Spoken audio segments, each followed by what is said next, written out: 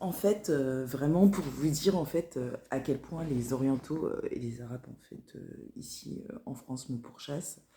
Je suis dans un foyer de femmes sur Paris où, voilà l'homme de ménage, bon c'est un Arabe, elle rentre dans ma chambre comme ça tranquillement sans toquer à la porte. Je suis sur mon lit en sous-vêtements, je suis obligée de sortir de mon lit pour lui dire n'ouvre pas la porte parce que je suis dans ma chambre. En fait, euh, je, les toilettes, elles sont à l'extérieur. Donc, des fois, à l'extérieur de la chambre. Donc, des fois, je laisse un peu entrouverte et je suis en train de faire mon ménage, faire mes affaires, et, ou alors en train de faire je ne sais quoi. Et le gars, il rentre dans ma chambre. Après, je lui dis, mais pourquoi tu rentres dans ma chambre sans toquer? En fait, pour vous dire en fait à quel point les Arabes ils prennent les enfants de Dieu et les métis pour des putes depuis l'époque de l'esclavage, depuis l'époque de l'Égypte hébraïque antique.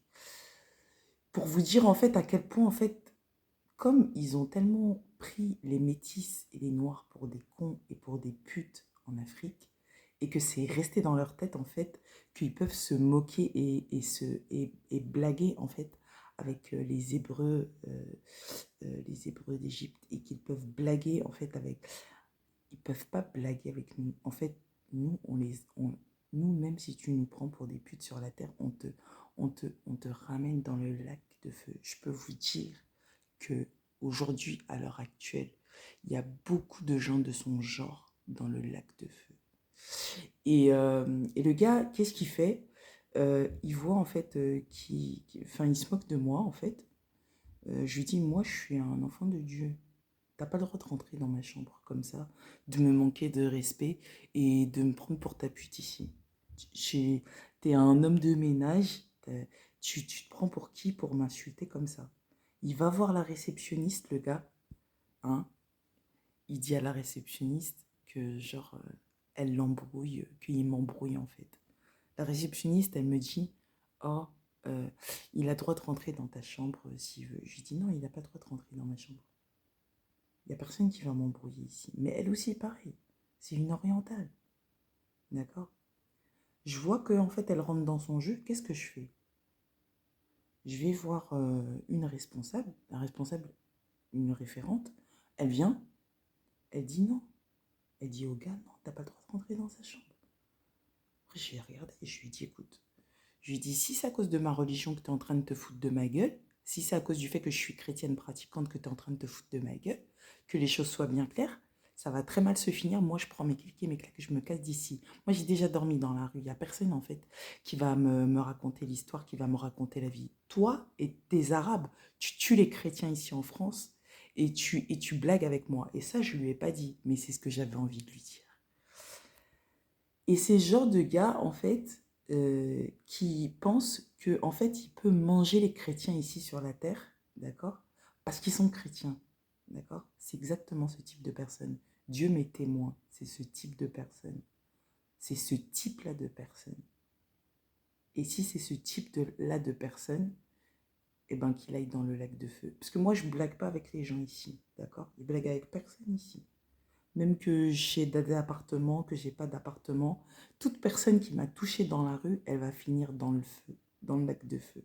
Et je vais pas discuter longtemps avec à ce sujet. Ils vont finir dans le lac. Je discute pas longtemps en fait avec les esclavagistes et les bandits et les voyous qui veulent prendre les gens pour des putes et que quand ils arrivent plus à les prendre pour des putes parce que les lois sur la terre elles ont changé et qu'il y a eu l'abolition de l'esclavage et tout ça et que du coup ça les énerve, du coup ils essayent maintenant de toucher au royaume de Dieu et à la vie éternelle des autres. Tout ça là, c'est des Arabes qui vont arriver dans le lac de feu. Il n'y a pas de discussion à avoir. Voilà, d'accord? Donc le gars, il va voir une autre responsable et la responsable me dit, ah non, mais c'est pas ça, mais... Vous voyez, en fait, à chaque fois que j'arrive quelque part, il y a un arabe pour venir me la raconter ici en France. Donc, clairement, qu'il y a un problème en France et que la France est dans l'histoire. Parce que, en fait, quand un pays n'est pas concerné par l'intégrisme islamique, il ne tolère pas l'intégrisme islamique. Il ne le tolère pas. Donc, il doit y avoir un bénéfice. Ça apporte un bénéfice à la France. Hein? Ça apporte un bénéfice à la France, tous ces sacrifices humains. Parce que il y a quelque chose derrière tout ça. C'est pas, ça n'arrive pas, c'est pas le fait du hasard, d'accord? Tous ces juifs qui se font tuer, tous ces chrétiens qui se font tuer, tout ça là, tous les hébreux là qui se font tuer, tous les hébreux là qui se sont fait maltraiter dans les rues et qui se sont retrouvés dans des situations pas possibles, c'est qu'il y a des gens qui sont maintenant, hein, il y a des gens en France qui leur donnent le droit de toucher à ces gens sans que personne bouge.